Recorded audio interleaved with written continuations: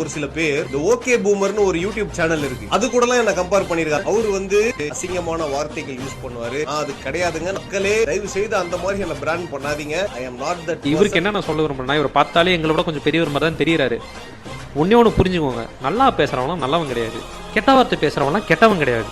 Bro okay boomer Syed உங்களை ரொம்ப தரக்குறவா பேசி ஒரு வீடியோ போட்டிருக்காரு யூடியூப்ல, பாத்தீங்களா அப்படின்னு சொல்லிட்டு நிறைய பேர் இன்பாக்ஸ் பண்ணிருக்கீங்க. பாத்தங்க ஃபர்ஸ்ட் இன்ஸ்டாகிராம்ல ஒரு வீடியோ போட்டாரு. எனக்கு அதுல ஒன்றும் தப்பா பேசின மாதிரி தெரியல, ஒரு நார்மல் பேண்டர் மாதிரி தான் இருந்தது. I took it in the right spirit. In fact I commented also. என்ன கான்டெக்ட்னு அவருக்கு எக்ஸ்பிளைன் பண்ணிட்டு ஐ அம் a big fan of your videos myself அப்படின்ட்டு நானே கமெண்ட் பண்ணேன். அதுக்கப்புறமா தான் இந்த யூடியூப் வீடியோ பார்த்தேன். அதுல ரொம்ப தப்பா தான் பேசி வச்சிருக்காரு. அதை பார்த்ததுக்கு அப்புறம் இந்த கமெண்ட் நான் delete பண்ணிட்டேன். ஏன்னா அவருக்கு இந்த எக்ஸ்பிளனேஷன்லாம் வர்த் இல்ல அப்படின்னு புரிஞ்சுக்கிட்டேன். அவரோட கோவம் என்னால புரிஞ்சுக்க முடியுது. பட் ரொம்ப பர்சனலா பேசியிருக்க வேணாம். உத்தம புண்டான்னு காமிக்க ட்ரை பண்றான், வயசுல பெரியவன், ஃபேஷன் சென்ஸ் கேவலமா இருக்கு.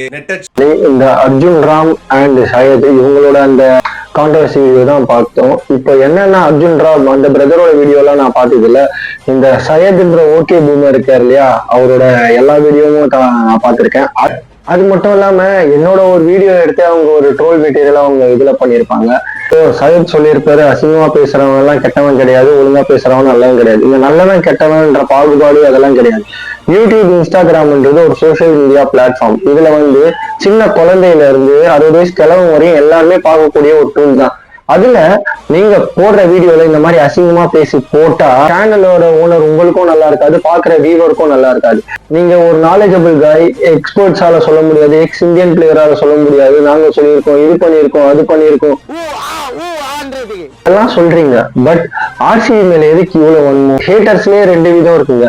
மே 18 முன்னாடி இருக்கிற ஹேட்டர்ஸ் இருக்காங்க, மே 18க்கு அப்புறம் வந்த ஹேட்டர்ஸ் இருக்காங்க. இந்த ஓகே பூமர் மே 18க்கு அப்புறம் வந்த ஹேட்டர். அதான் மே 18, 2024 விராட் கோலி வந்து சிஎஸ்கே தோக்கடிச்ச உடனே ஒரு அக்ரஷனை காட்டினார் இல்லையா, அந்த அக்ரஷன்ல தாங்க முடியாம வயிற்றுச்சல் பட்டு வந்து வன்மத்தை காக்கின கூட்டத்துல இவங்களும் ஒரு கூட்டம். இவங்களும் அந்த வெங்கட்ன்றவர். ஆனா இவங்களை ஃபாலோ பண்றாங்க பாத்தியா, இவங்க ஒரு டீம் மேல வன்மத்தை கொட்டி அதை ரசிக்கிறானுங்க பாத்தியா. கண்டிப்பா அவனுங்களா நாலேஜபிள் கையா இருக்க மாட்டாங்க, அவனுங்களா தற்கொலையா இருக்காங்க. இவனுங்களை ஃபாலோ பண்றவனுங்களா கண்டிப்பா தற்கொலையா தான் இருப்பானுங்க. ஒரு கிரிக்கெட்டை விரும்பி பாக்குறவன் இதை வந்து நான் அப்படி பார்ப்பேன், கிரிக்கெட் வெறியன்னு சொல்றவெல்லாம் ஒரு டீமை பெருசா பேசி இந்த டீம்ல ஹேட் கண்டிப்பா காட்ட மாட்டான். இவங்கள மாதிரி நிறைய சேனலுக்கு தெரியணும்னு தான் நான் ஆர்சிபி வின் பண்ண உடனே இந்த சென்னை வாலா, சென்னை டைம்ஸ் சேனல்ல கொஞ்சம் சவுண்டா பேசியிருப்பேன். தென்பட்டுச்சா தெரியல, பார்ப்போம். அடுத்த வருஷம் ஜெயிக்கிறதுக்கான ஸ்ட்ராட்டஜி பேசுவாங்கல்ல, அடுத்த வருஷமும் நாங்க ஜெயிச்சுட்டு பேசுறோம். வேற எதுவும் பேச விரும்பல.